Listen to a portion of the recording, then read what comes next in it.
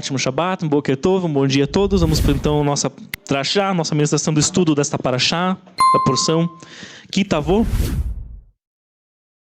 Como nós já vimos aqui durante o Shacharit, durante o Avodat Torah, né? A parashá se encontra em Devarim, Deuteronômio, capítulo 26, a partir do verso 1 até o 29, verso 8. Estamos quase, né, caminhando já para encerrar mais um ciclo de estudos da Torá. Olha só, passa voando, voando, né? Então, parashá esta, a Haftará, a porção dos profetas, se encontra, como nós já lemos aqui também, Yeshayahu e Isaías 60, versos 1 até o 22. Fizemos aqui um comentário breve, né, sobre esse trecho. Recomendo que quem não leu, né, durante a semana, leia esse trecho do 1 ao 22, agora com aquilo que nós comentamos aqui em mente, e vejam quão maravilhoso ele é. Tá? Isaías 60, versos 1 a 22. Não vou comentar sobre isso aqui no estudo. E a porção da Brit Hadashah, da nova aliança, ou aliança renovada, né? Sugestão dos irmãos da Shier Yaakov de São Paulo, Efésios, capítulo 1, versos 3 até o 6, que nós também lemos aqui durante o Avodat Torah. Como nosso já costumeiro momento, né, antes da gente entrar no tópico, no tema da nossa parashá de hoje, que é Bikurim. O que é Bikurim? Primícias, né, em hebraico. O termo Bikurim significa primícias em hebraico. Bikurim. Qual é o sentido da entrega das primícias? Que nós vamos ver nessa parashá de hoje. Nós lemos o início aqui durante o Avodat Torah, né? Esse é o tema de hoje. Mas antes vamos ver quais outros temas. Então essa parashá nos traz aqui em Kitavô. Tá? Começamos então, já comentei, começa falando de primícias, dos Bikurim, da forma como deveriam ser trazidas ali, então, ao templo. Depois vai falar de dízimos, também é um trecho interessante, que vai associar com uma outra passagem. Não vamos trazer isso aqui hoje, mas vai falar de dízimos também. Vai falar sobre o altar que deveria ser construído no monte Eival, né? E dali, né? Dos dois montes, né? O Gerizim e o Eival. Então, de um monte em um monte ficariam 6 tribos, no outro monte ficariam outras 6 tribos.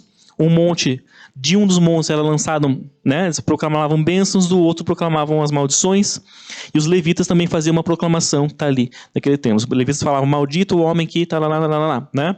Então tinha todo um ritual que era feito ali nesses dois montes, tá? Envolvendo todas as tribos e os levitas que ficavam fazendo proclamações também. E aí vem a longa lista, né, das bênçãos decorrentes da obediência. Então, de que maneira o povo de Israel seria abençoado se obedecesse, se cumprisse a Torá, se obedecesse as palavras do Eterno. Então vem uma longa lista de bênçãos, né? E na sequência vem uma longa lista de maldições, caso o povo não obedecesse, não cumprisse os mitzvot, né? Uma longa lista até maior de maldições do que as listas de bênçãos, tá? O Rosh falou sobre isso aqui ano passado, se eu não me engano. Né? Comentou sobre a questão das maldições da Torá, eu lembro, tá? Então as bênçãos das maldições.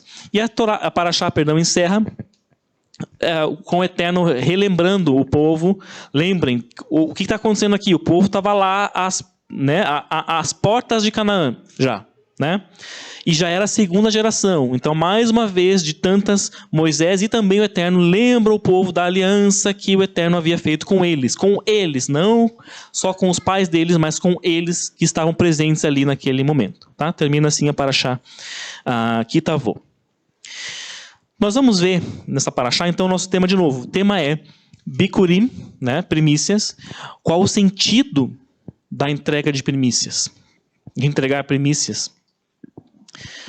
Porque a gente pensa, ok, o Eterno mandou que o povo, né, o que cultivava a terra, ela plantava, né, suas árvores frutíferas, enfim, e o que mais fosse plantado, e sempre que houvesse colheita, tinham que separar as primícias, né, para levar num período específico lá para o templo, né, é isso.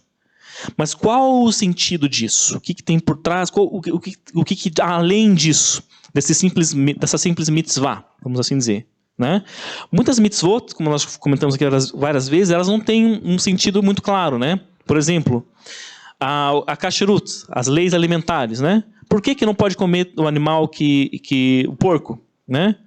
Porque não pode, ok, né? Às vezes não vamos encontrar um sentido muito lógico por trás dessas coisas, né? Às vezes tem uma questão de reservar minha santidade também para as coisas do dia a dia, né? Para as coisas pequenas do meu dia a dia, como a alimentação, que é algo que nós fazemos cotidianamente, então eu vou ser santo também ali. Claro que tem essa ideia, mas não existe... Obrigado, Felipe. Não existe uma lógica muito clara, né? Ah, por que isso? Não tem algo muito específico no texto.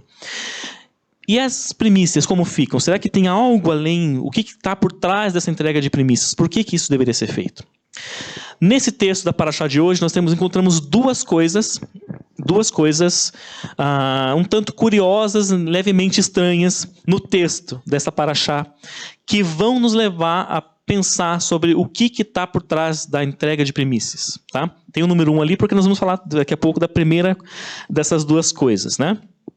Então nós temos nessa Parashá, de novo, um relato sobre os Bikurim, sobre as primícias, né? Que deveria ser feito, então, uma vez ao ano, tá? Era uma vez ao ano. Os fazendeiros, os agricultores da terra, eles deveriam separar as suas primícias, subir ao templo com um cesto que conteria suas primícias, seus primeiros frutos, né? E aí, eles subiriam, então, e a Torá começa a explicitar, depois disso, os procedimentos de como que isso se daria. Porque não era só eles iam lá, levavam um cesto lá para o templo. Levavam seus cestos, né, lá para o sacerdote. Tá bom, tchau, sacerdote, fui. Tá aqui, entreguei. Não era assim. Tinha todo um procedimento que a Torá descreve detalhadamente do que deveria ser feito e falado naquele momento que eram entregues as primícias, né? Haviam regras, e essas regras são diretas. A Torá é muito clara aqui nessas regras. Essas regras elas são diretas, mas elas são também peculiares. São regras... A gente pensa assim, mas tá, por que isso? Né? Peculiares. Vamos ver então. Devarim, Deuteronômio 26, a partir do verso 3. E virás ao Kohen, ao sacerdote que estiver naqueles dias, e lhe dirás: declarei hoje ao Eterno, meu Deus, pois entrei na terra que jurou o Eterno a nossos pais que nos daria. Então, Deuteronômio 26, verso 3, né? Parece uma regra bem clara, né? Ele chegava então com o cesto, o fazendeiro lá, o agricultor, né, o israelita, chegava lá com seu cesto com primícias, entregava ao sacerdote, colocava na frente do sacerdote e dizia: declarei hoje ao Eterno meu Deus, né? Pois entrei na terra que jurou o Eterno aos nossos pais que nos daria, né? Ok, você vai chegar lá e vai dizer isso. A regra é clara. Coisas de futebol, né? A regra é clara. Né? Não tem, tá aqui, é isso aí, né? Mas vamos prestar bem atenção numa coisa aqui. Se a gente prestar bem atenção, se a gente ler com atenção, de novo, se a gente não fazer uma leitura, não fizer uma leitura superficial e parar e se atentar às particularidades do texto, vamos ver uma coisa interessante aqui. Quem lê o hebraico ali já, né, tem um porquê daquele hebraico ali. Claro, vocês já sabem, né? Diz ali o texto, quando ele fala declarei, higadti hayom. Alunos do hebraico do Pedro, ó. Higadti hayom. Vocês não chegaram no tempo, isso aqui é um tempo passado do verbo, né? Não chegaram nisso ainda nas aulas, imagino, tá? Ainda é algo mais avançado, né? Mas é um verbo no tempo passado, né? Higadti hayom, hoje, né? O que isso significa? Higadti, declarei, né? Declarei. E é engraçado que a Torá aqui da Sefer, ela não traduz muito bem, não. Não só esse trecho, como outro que nós vamos ver daqui a pouco. Ela traduz assim, cadê o verso 3? Declaro hoje, mas não está no presente aqui o verbo no original hebraico. Higadti, declarei hoje, tananá, tananá, tananá, né? E eu pergunto para vocês, quando que ele declarou alguma coisa? Porque ele tinha acabado de chegar com o seu cesto diante do sacerdote e dizia declarei. Declarei o quê? Quando? Ele acabou de chegar. O que ele declarou? Porque o texto não diz que ele declarou coisa alguma. Ele só já chega falando, declarei. O quê? Quando? Onde? Opa, tem algo aqui então. Tem algo aqui porque não faz sentido na nossa lógica. Não parece fazer sentido. Na lógica humana, né? Não parece fazer sentido. Parece uma coisa estranha, desconexa aqui. Não faz sentido. Como assim declarei? O quê?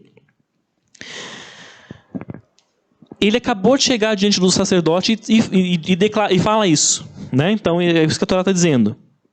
Mas ele não diz eu declaro. Ele podia falar assim então, né? Na nossa lógica humana. Ok, cheguei com a cesta de primícias. Declaro hoje, aqui, né? Diante do Eterno meu Deus, blá blá blá. Né? Na nossa lógica seria isso. Mas não é isso que o hebraico traz. É higadti. Declarei hoje, tá? Por que ele dizia isso? Por que ele usava o verbo? Por que ele deveria usar o verbo no passado e não no presente? Então essa é a coisa estranha número 1, por isso que está aqui o número 1 lá. Coisa estranha. Essa é a nossa desconexão na nossa lógica número 1 aqui. Por que ele falava declarei se ele não tinha declarado coisa nenhuma ainda? Ele tinha acabado de chegar lá. Tá? Então vamos guardar isso por enquanto. Essa estranheza, essa curiosidade número 1. E vamos ver o que vem então depois na sequência. E vamos achar nossa coisa estranha, nossa curiosidade, nossa estranheza, nossa desconexão número 2. Então versos 4 e 5. E tomará o Cohen, o sacerdote, né, o cesto de tua mão e o pousará diante do altar do Eterno teu Deus. Versos 5 e 6. E tu responderás e dirás diante do Eterno teu Deus: meu pai era um arameu fugitivo e desceu ao Egito e peregrinou ali com pouca gente. E ali veio a ser nação grande, forte e numerosa. E nos trataram mal os egípcios, nos afligiram e nos impuseram penosos trabalhos, etc. Daí ele começa a fazer um mini resumo ali da história do Êxodo. Ele vai começar a relatar, aquele israelita, aquele agricultor, começava então a fazer um mini relato ali da história do povo judeu, povo de Israel, né? Na sua fala. Mas o que causa estranheza aqui nesse texto não é o que ele fala, né? Mas uma palavra específica que vocês já viram ali no hebraico que está ali. Tá? Ve'anita. Não é a cantora lá, Anitta, né? É só como é que chama isso? Como tem o mesmo som? Um homônimo, isso. Ve'anita, no hebraico, significa e responderás. E responderás, tá? Aí eu vou perguntar para vocês, responder quem? Alguém perguntou alguma coisa para ele aqui? Alguém perguntava alguma coisa? O sacerdote falava alguma coisa? Não diz aqui que o sacerdote falava nada. Então ele vai responder quem? Vai responder o quê se ninguém perguntou nada? Como responderás? Podia ser então, e falarás, né? Várias vezes a Torá diz, né? Falarás e dirás, né? Quando quer reforçar. Omer, deber, né? Os verbos falar e dizer, né? Podia ser isso aqui também, mas não, a Torá fala Anita, responderás. Por quê? Quem? Como assim? Ninguém perguntou nada para ele, como responder? Responder o quê? Né? E isso aqui, né, era basicamente apenas uma continuação do que ele estava dizendo antes, né? Então ele dizia, declarei o quê? Não sei. Declarei hoje, diante do meu Deus, e pois entrei na terra. E aí ele continuava, o sacerdote pegava o cesto, colocava sobre o altar, e ele continuava dizendo, respondendo, entre aspas, meu pai era arameu, tananá, tananá, tananá. Assim era o procedimento. Então era só uma continuação do que vinha antes. Era o próprio fazendeiro, o próprio agricultor que continuava falando. Então como responder? Como responderás? Se era ele mesmo que continuava falando ali na sequência, né? Ninguém estava falando com ele ali. O texto, né? Ninguém está falando. É todo um procedimento que ele continuava falando sozinho. Quase que um monólogo ali, né? Mas parece que a Torá está sugerindo para nós que essas falas do agricultor não eram um monólogo ali que ele ficava falando. Está sugerindo. Já vamos ver o que ele quer dizer com isso, né? Parece que a Torá sugere que era um diálogo aqui, não um simples monólogo, que ele pegava lá, decorava esse texto, ok. Quando eu levar minhas primícias, eu sei que eu tenho que falar isso aqui, ó. Declarei hoje, tananana. O meu pai era tananana. Não era só um ritual que ele decorava essas falas, um monólogo que ele falava isso tudo. Parece que a Torá sugere que existia algum tipo de diálogo aqui. Porque se alguém responde, se o verbo é responder, é porque... Como assim responder? Porque tinha alguma pergunta sendo feita por alguém, de alguma maneira, de alguma forma, né? Só que o texto não diz isso de uma maneira literal, tá? Existem algumas quebras nesse texto, nesse diálogo, entre aspas, que a Torá parece sugerir aqui, tá? Algumas quebras de silêncio nesse texto. Silêncio, como assim? Né? Ele levava então o seu cesto, chegava lá, né, diante do sacerdote. Silêncio. Aí ele falava, declarei, tananá. O sacerdote em silêncio pegava o cesto, colocava no altar. Silêncio. Aí o agricultor continuava, meu pai, tananá, tananá. Parece que nestes silêncios, nessas quebras de silêncio, havia algo além nestes silêncios, vamos assim dizer. Nessas paradas entre uma coisa e outra que aconteciam nesse procedimento ali. Tá? Parece que havia algo ali. Algo acontecia no silêncio. E quando eu li isso, me remeteu a um trecho lá de 1 Reis, Malachim Aleph, 1 Reis 19:12, quando fala Lo baruach Hashem, ve'achar haruach haruach rash, lo barash Hashem, ve'achar harash esh, lo ba'esh Hashem, ve'achar esh kol mamadaka. Alunos hebraicos, o que eu falei? Não estava no vento, o Eterno não estava no vento. E depois do vento veio o tremor, né, o rash. Mas o Eterno não estava naquele tremor. E depois do tremor veio o fogo, mas o Eterno também não estava no fogo. E depois Elias, e depois do fogo veio uma voz de completo silêncio. E era ali que ele ouve, no completo silêncio que ele ouve o Eterno falar com ele. Me remeteu isso aqui a esse trecho de 1 Reis, com Elias, exatamente. Elias que tem essa experiência, né, com o Eterno. Tá? 1 Reis 19. Então vamos tentar entender, nesse mesmo princípio, na voz de completo silêncio, o que está acontecendo aqui, quando eles iam levar as primícias. Tá?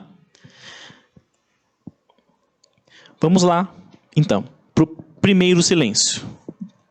De novo, retomamos então o versículo 3 aqui do capítulo 26. E virás ao Cohen, ao sacerdote que estiver naqueles dias, e lhe dirás, Rigade-te, declarei hoje ao Eterno meu Deus, pois entrei na terra que jurou o Eterno aos nossos pais, que nos daria. Né? Então, é o momento aqui, né, quando ele havia declarado algo, ficou no silêncio. Né? Porque não diz aqui o que ele declarou. Ele só falava, declarei. Como? O quê? Ficou no silêncio. No silêncio. O que ele estava declarando foi no silêncio. Foi num ato silencioso. Não foi nas suas palavras. Já vamos entender o que é. Né? Qual é a única coisa que tinha acontecido antes dele chegar ali e dizer, declarei hoje ao Eterno? O que tinha acontecido antes? O que o texto diz antes? Vamos ver ali. Verso 1, né? E quando entrares a terra que o Eterno teu Deus te dá por herança e herdares nela e habitares. Verso 2, tomarás das primícias de todo o fruto da terra que trouxeres da tua terra, que o Eterno teu Deus te está dando. E os porás num cesto e o quê? Irás ao lugar que escolher o Eterno teu Deus para ali fazer habitar o seu nome. E virás ao Cohen, ao sacerdote que haver naqueles dias, e dirás. Então, houve o quê? Uma ação daquela pessoa. Por quê? Como assim? Ele podia simplesmente dizer o seguinte, vamos pensar, esse aqui era um fazendeiro, um agricultor que vivia lá no interior lá de Israel. Lá no interior da Galileia. Né? Ele podia pensar assim, eu vou ter que ir lá para Jerusalém, para o templo, e ainda levar aqui a minha colheita, as primeiras frutas da minha colheita. Acho que eu não vou. Vou ficar por aqui mesmo, né? Tá tudo ótimo aqui, vou ficar por aqui mesmo. E eu acho que alguns até fizeram isso em alguns momentos, né? Faziam isso em alguns momentos. Não vou ficar por aqui, mas tá bom assim. Este aqui não, ele ia. Ele pegava o seu cesto e a sua atitude, ele ia a Jerusalém. Ele ia ao templo, ia para diante do sacerdote. Então existe aqui neste momento algo que acontecia, uma ação, uma atitude desta pessoa que ia fazer o que ele precisava fazer. Né? A ida daquela pessoa que era o templo, a presença daquela pessoa ali diante do sacerdote, para a Torá era uma declaração. A mera presença da pessoa ali era uma declaração. Para a Torá. O ato dele estar ali dizia algo, segundo o texto, né? Algo que ele expressava depois em palavras. Por isso ele dizia, declarei hoje. Declarei o quê? Vindo aqui, eu estando aqui, declarei. A minha presença aqui já declarou que eu creio no Eterno e que eu quero obedecer aos mandamentos do Eterno. Isso que a Torá está sugerindo aqui. Então, naquele silêncio, naquele ato silencioso de estar ali, algo já estava sendo dito. Ele estar ali era a declaração, entenderam? Por isso, quando ele começava a falar, ele já dizia, declarei. Porque ele já estava ali, ele já tinha tomado sua atitude, dado o seu passo. Então, declarei hoje. O seu ato foi algo silencioso, disse algo no silêncio, a sua atitude, né? E algo que foi transformado em palavras depois no texto. Tá? Então, esse primeiro silêncio é isso. O grande testemunho de que ele havia entrado na terra, por isso que ele fala, entrei na terra que jurou o Eterno, nossos pais, que nos daria. Né? O grande testemunho disso era a própria presença daquela pessoa ali, com os seus bikurim, com suas primícias. Mesmo antes dele dizer qualquer coisa. Né? E o que essa presença dizia, então? Declarava, né? Vamos ver no versículo ali, né? Não era só, pois entrei na terra. Ele não terminava assim, ó. Declarei hoje aqui com a minha presença, né? Ao Eterno meu Deus, pois entrei na terra. Acabou. Não. O que vem depois? Que jurou o Eterno aos nossos pais que nos daria. Por que ele dizia, ele tinha que dizer que era a terra que jurou o Eterno a nossos pais que nos daria? Por que ele dizia isso? Parece que a promessa do Eterno lá para os patriarcas, lá para Abraham, para Isaac, para Yaakov, né? Parece ser o centro dessa ação aqui envolvendo as primícias. Aquela promessa do Eterno parece ser o âmago de tudo isso que está sendo feito aqui com relação aos bikurim, as primícias. Porque ele tinha que dizer, jurou o Eterno nossos pais que nos daria. Né? Ele parece estar dizendo que com o seu testemunho de estar ali, sua presença ali, ele era um testemunho de que Deus cumpriu a sua promessa aos patriarcas. Ele próprio, aquele fazendeiro, aquele agricultor, era ele próprio a prova de que Deus havia cumprido a promessa. Por isso que a presença dele ali era uma declaração. Era um testemunho. Olha, eu estou aqui, e se eu estou aqui é porque o Eterno cumpriu a promessa que ele fez lá para os meus patriarcas lá no passado. Tá? Por isso. A promessa feita para Abraão fora, né? Vamos pensar aqui. Quando que era isso aqui? Quando que aconteceu isso aqui? Quando que se cumpriu isso aqui? Que o que está sendo dito na Torá? Foi aqui nesses dias da Torá? Já havia ali um lugar que o Eterno tinha... O lugar que o Eterno havia separado para eles já estavam no lugar? Isso aqui, ó, só veio se cumprir, ó, lá na frente. A primeira pessoa, o primeiro agricultor que foi levar a sua primícia só foi surgir, ó, lá na frente. Bem lá na frente. Da época desse texto aqui, né? E a promessa, então, que tinha sido feita para Abraão, então, nossa, séculos antes. Séculos, literalmente séculos antes, né? E uma promessa que talvez para Abraão, para Isaac e para Yaakov, tinha sido algo um tanto frustrante. Como assim? Vamos ver um pouco sobre essa promessa. Vamos pensar em Abraão, né? Então o Eterno tinha dito para ele, né, que aquela terra ele iria herdar, certo? Quando ele estava, né? Quando ele foi, ele vai para a terra de Canaã com a promessa de que aquela terra seria dele e da sua descendência que seria numerosa, né? Como as estrelas do céu, como os grãos de areia da praia. Né? Essa é a promessa que o Eterno dá para ele. E eu pergunto para vocês, ele conquistou alguma coisa daquela terra? Em sua vida? Nada. Nada além do quê? Da cova lá do campo de Macpelá, né? Que ele compra por um preço caríssimo, né? Caríssimo, para enterrar Sara. Tudo que ele tinha de posse literal, de fato, daquela terra, era só o campo de Macpelá.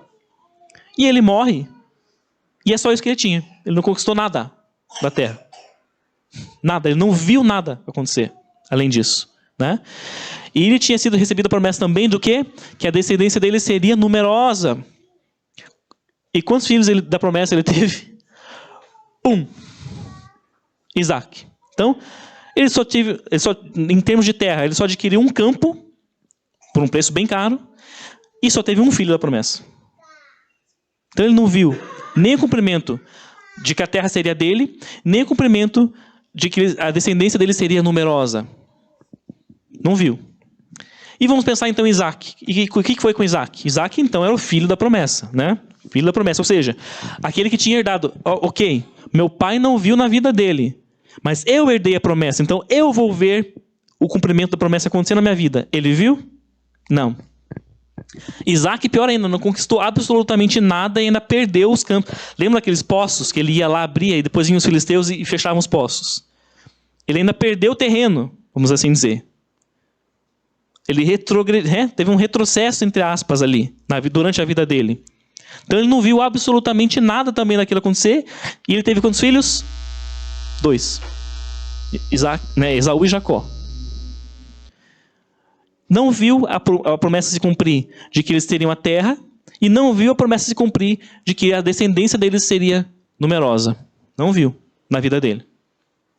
E Yaakov? Como foi? Então Yaakov, a gente sabe que ele herdou a primogenitura, claro, né, fazendo a trama lá com a sua mãe, né, enganou lá o seu irmão, seu pai, mas ele herdou a primogenitura. E Yaakov, segundo a tradição judaica, ele tinha um conhecimento das coisas espirituais do Eterno maior do que Esaú, né? Então ele sabia do que significava ele ter herdado a primogenitura. Por isso que ele vai atrás dela também, né? Ele sabia o que aquilo significava. E o que aconteceu com ele? Ele foi o quê?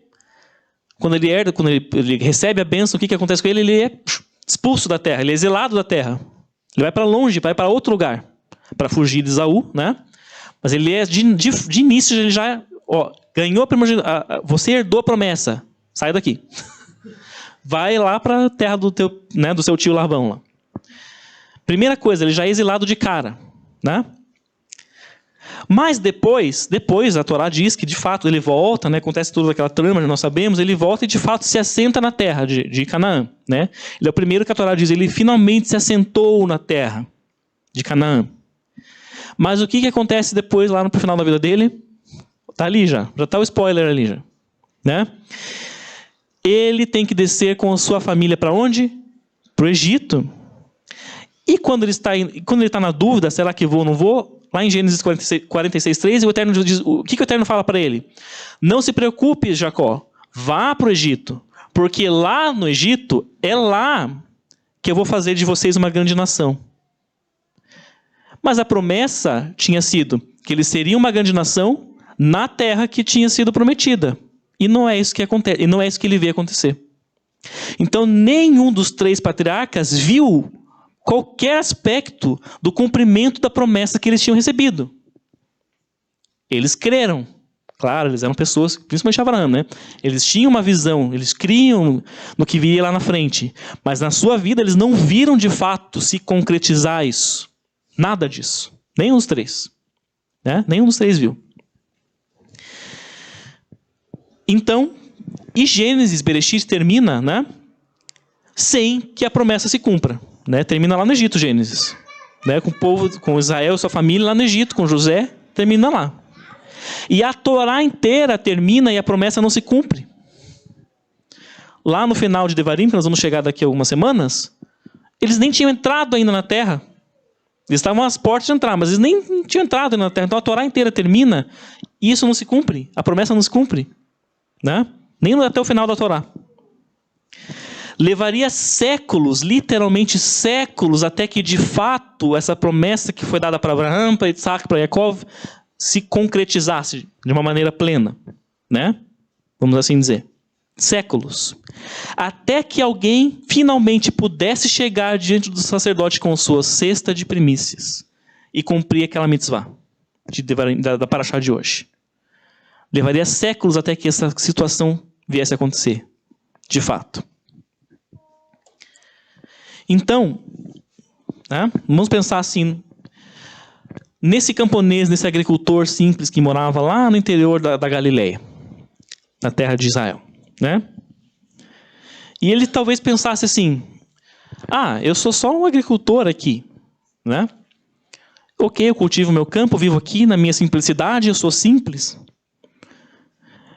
Eu sou pequeno. Quem sou eu na história do meu povo, do povo judeu? Quem sou eu? Eu só cultivo aqui minha terrinha, tenho um pedacinho de terra aqui, planto minhas árvores.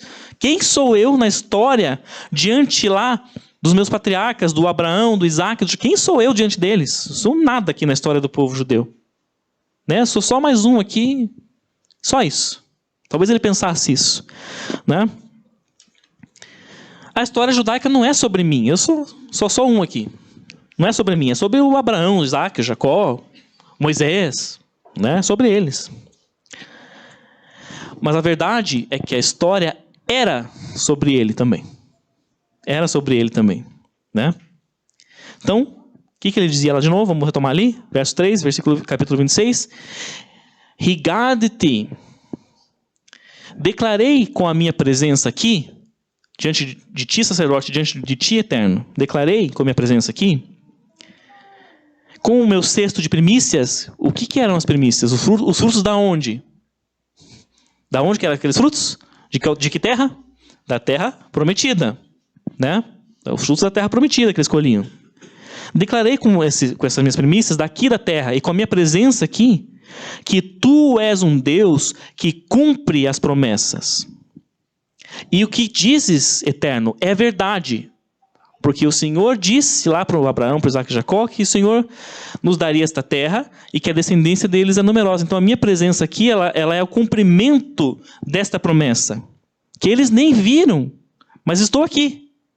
Aconteceu. Então o que tu dizes é verdade. Tu és um Deus que cumpres as promessas. É isso que ele estava dizendo, em outras palavras. Né? E estou aqui eu com o meu cesto de frutos, provando que isto é verdade. Como um testemunho vivo de que isto é verdade. Era isso. Essa era a atitude dele ali. Era isso que simbolizava aquela atitude dele ali, naquele momento. Né? Daquele camponês. E aí continuando. E tomará o sacerdote o cesto da tua mão, né? Pousará no altar do Eterno, teu Deus, e responderás. Vamos entrar no segundo silêncio para caminhar para o final. Responderás e dirás diante do Eterno teu Deus, e ele falava todo aquele restante, né? Então o sacerdote pegava o cesto e o agricultor respondia o quê? Uma pergunta, né? E se lá o primeiro momento, se o primeiro silêncio, que era a própria ida dele para o templo, para Jerusalém, a própria subida dele, a sua atitude no silêncio dizia algo, quando o sacerdote pegava o cesto em silêncio, colocava no altar, havia uma pergunta sendo feita ali no silêncio. Kol de mamadaka, voz de completo silêncio. Né? Quando o Eterno falou com Elias, na voz de completo silêncio. Que pergunta era essa nesse segundo silêncio? Né? Então o cesto estava ali, com as primícias diante do Eterno, no altar. E o que acontecia? Qual era a pergunta que parecia que ser feita ali? A declaração dele, no verso 3, declarei que a minha presença aqui é um testemunho de que o Eterno cumpre as promessas. E esse cesto também está testemunhando isso, com os frutos da terra. Né? Era isso. Então, nesse silêncio, era como se o Eterno dissesse para ele assim, você declara com a tua presença aqui, né? Você declara que a tua presença aqui é um testemunho. Você entende que testemunho é esse? Você está dizendo para mim, meu filho, que a tua presença aqui é um testemunho. Ok. Mas você entende que testemunho é esse que você está dizendo que é? A tua presença aqui? O testemunho, e daí o que ele falava? Meu pai era um arameu fugitivo. Ele começava a trazer um relato da história do início da história do povo judeu, né? Como que dizendo que era ele próprio o culminar, o cumprimento daquela promessa que os próprios patriarcas, que ele pensava assim, a história é sobre eles. Eles, os grandes que viveram no passado, Abraão, o amigo de Deus, Isaac e Jacó, Isaac filho da promessa, Jacó com seus 12 filhos formou as tribos, a história é sobre eles. Não, meu filho. Entenda que esse testemunho que você está dizendo que a tua vida é sobre você mesmo. Que você é o cumprimento, você é o culminar dessa promessa que foi dada para Abraão, para Isaac e para Jacó. Você, entenda isto. É como se o Eterno dissesse isso para ele. E ele, aquele relato, isso, descendência. Aquele relato que ele fazia era para ele perceber isso. Olha, eu sou parte dessa história também, sim. Eu sou só um camponês simples que vive lá no campo arando a terra, mas eu sou o cumprimento, eu sou parte dessa história. Eu sou o cumprimento daquela promessa. É isso que ele tinha que entender, né? E então ele diria, versos 10 e 11. Eis que agora, isso ainda está no relato do camponês, lá do fazendeiro. Eis que agora eu trouxe as primícias do fruto da terra que me deste, Eterno. E pousarás o cesto diante do Eterno teu Deus, e te prostrarás diante do Eterno teu Deus. E te alegrarás com todo o bem que o Eterno teu Deus te tem dado, a ti e a tua casa, tu e o levita e o peregrino que está no meio de ti. O que é isso aqui? A compreensão plena do que eram as primícias de fato. Do que era aquilo que ele estava fazendo. Aqui, no final do processo, ele entendia tudo. Olha as primícias que eu trouxe. E aí ele se alegrava. Te alegrarás. Por quê? Porque aqui ele compreendeu plenamente o que era a vida dele, aquela atitude dele de estar ali. De uma maneira plena. O que era e que sentido fazia ele ir com suas primícias para Jerusalém, para o templo? Ele entendia de uma maneira plena, que era o próprio testemunho de que ele era o cumprimento da promessa do Eterno e de que a história era também sobre ele. Que ele fazia parte, sim, de toda aquela história do povo de Deus. Tá? E para a gente encerrar, falando de Bikurim, claro. A porção da Brit Hadashah de hoje, nós já lemos aqui durante a Avodat Torá, né, Efésios 1, 3 a 6. Vamos ler agora com esse entendimento na nossa mente. O entendimento do que era aquela atitude do fazendeiro, do agricultor que ia lá levar as suas primícias. Louvado seja o Eterno Pai de nosso Senhor Yeshua o Mashiach, que nos abençoou no Mashiach com toda a bênção espiritual do céu. Ele nos escolheu em amor no Mashiach antes da criação do universo para sermos santos e sem defeito em sua presença. Ele determinou de antemão que por meio de Yeshua o Mashiach fôssemos seus filhos, de acordo com o seu prazer e propósito, para que lhe rendêssemos louvor proporcional à glória da graça que nos deu mediante o amado. O que é isso aqui? Não creio em predestinação. Não vejo isso aqui como predestinação. Então o Eterno já sabia que o Pedro ia estar aqui, então Pedro já foi escolhido desde o início e ele vai estar sempre salvo porque ele foi predestinado. Não creio nisso. Creio sim que o Eterno já sabia, já tinha sim o chamado para cada um de nós que está aqui hoje, como cumprimento de algo que ele tinha determinado lá desde antes da criação do universo. Então, meu irmão, minha irmã, a sua presença aqui, quando nós estamos aqui juntos, a nossa presença aqui diante do Eterno, oferecendo sim, de certa forma, as nossas primícias, é um cumprimento de algo que o Eterno determinou também lá atrás. Nossa presença aqui é um testemunho também disso, de que o Eterno cumpre suas promessas e de que o que ele diz é verdade. Amém? E para fechar esse entendimento, olha o que Yaakov, o outro Yaakov, o Tiago, diz... Capítulo 1, verso 18. Tendo feito sua decisão, ele nos gerou mediante uma palavra confiável, para que pudéssemos ser como os Bikurim de tudo o que ele criou. O que está falando? Que nós, você, nós que cremos em Yeshua, judeus e não judeus que passaram a ser enxertados na oliveira por meio de Yeshua, nós somos os Bikurim. Nós somos os testemunhos próprios, nossa própria vida é o testemunho, é uma primícia diante do Eterno. Então a sua presença aqui hoje, você vir e estar celebrando o Eterno, estar se colocando diante do Eterno, é um testemunho de que o Eterno cumpre suas promessas e do quê? O que o fazendeiro lá entendia? Qual que era o entendimento final dele? De que você é parte dessa história. Não importa quão pequeno você se ache. Não importa quão pequeno, eu sou muito pequeno, eu não faço nada, só venho aqui e participo. Não importa quão pequeno você pensa que você é. Você é parte dessa história porque você é o cumprimento de algo que o Eterno determinou lá no passado. Muito antes da criação do universo. Amém?